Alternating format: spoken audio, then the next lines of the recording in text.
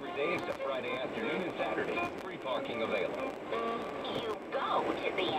Good afternoon, I'm David Weiss. If you'd like to set your clocks, Wynn's news time at the tone, 3:30. Good afternoon, I'm Sonia Rincon. Some dreaded toll hikes are in effect as of this morning. There's a feeling of helplessness. The Port Authority raised the tolls for cash customers by $1. That means it'll cost you $13 to cross the Holland and Lincoln Tunnel, as well as the George Washington Bridge, the Bayonne, Goethals, and Outer Bridge crossings. At the Holland Tunnel, Rocco wasn't happy, just resigned to it. This is for security for 9/11, the slump in the economy, and they have to pay for the World Trade Center complex. Wasn't that the reason for the last time it went up? For Easy Pass customers, the increase is 75 cents per trip. Carol, Fury, 1010 wins outside the Holland Tunnel. By the way, the tolls are scheduled to go up by the same amount every year on Port Authority bridges and tunnels until 2015, unless a lawsuit against the increase is successful. With news time 3:31, time for traffic and transit on the one. Here's Brian Britton. We've got a pretty nice ride here at the inbound Holland Tunnel, so perhaps fewer folks paying that extra dollar increase today. Normally at this time you would see a bit of a backup at the Holland, at the Lincoln, or at the GW Bridge. Right now as I scan through those jam cams, I'm not seeing anybody on the inbound side of any of the three Hudson River crossings.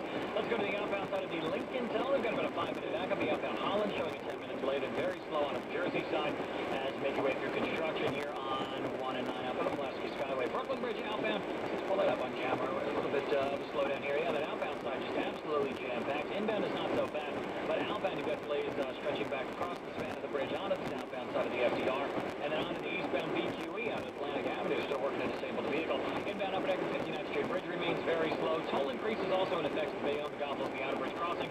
Not seeing anything there. Eastbound Staten Island Expressway, those slows. Richmond Avenue getting in towards Bradley Avenue. If you are stuck in traffic, let me know. 877-466-1010. I'm Brian Britton. Our next report at 3:41 on 1010 Wins. Winds news time 3:32. Now the official 1010 Winds AccuWeather 4-day forecast. And here's meteorologist Dave Samuel with this live report. Well, if you're not a fan of cold December weather, then this is the forecast for you. It will be very warm out there for the next few days. Not so much this afternoon, but we're at least above the 50-degree mark in many areas. Temperatures basically holding steady tonight. We're only going down to 48 for a low in Midtown. We'll have some rain to deal with this evening, so have that umbrella handy if you're heading out between 6 and 7 and about midnight or so. Otherwise, some fog to start tomorrow morning. Partly sunny, beautiful in the afternoon. The high 60 degrees.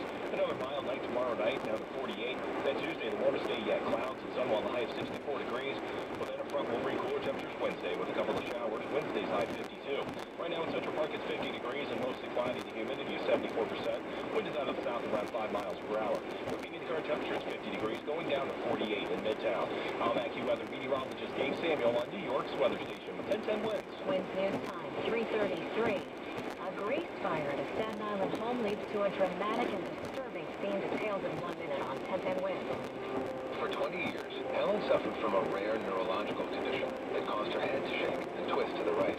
I tried 4 major hospitals, desperate for relief.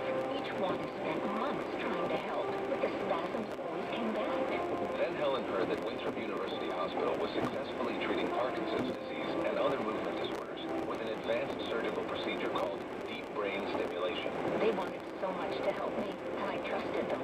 Winthrop neurosurgeons inserted tiny electrodes in the area of Helen's brain that was triggering spasms. For a while, nothing much happened. My doctors just kept trying, until one day I realized my head was steady and straight. After so long, to look someone in the eye and have a normal conversation, it was like a miracle. Where other options failed, Winthrop's movement disorders team gave Helen her life back. To learn more, call 1-866-WINTHROP or go to winthrop.org. Winthrop University Hospital. Your health means everything. Winds news time 3:34. A 60-year-old Staten Island man is recovering from burns after a terrible cooking accident that left his body on fire. And his neighbors desperately tried to put out the flames. It was a grease fire. The New York Post reports Louis Luria tried to put it out with water, which made it worse. Neighbors say he ran outside his Eltonville home when they tried to get the flames under control, but say they kept reigniting. He's being treated for the burns. His wife, who was home at the time, is being treated for shock. The Taliban is claiming responsibility for a suicide bombing at a joint U.S.-Afghan military base in Afghanistan this morning. NATO says none of the attackers breached the perimeter of the base, but the blasts were destructive and deadly, as we hear from the BBC's Orla Girit in Kabul. Local residents in the area have spoken of at least 4 loud blasts, one of which was so powerful that the windows in vehicles a kilometre away were damaged and destroyed. At least 3 of the suicide bombers and 5 Afghans were killed.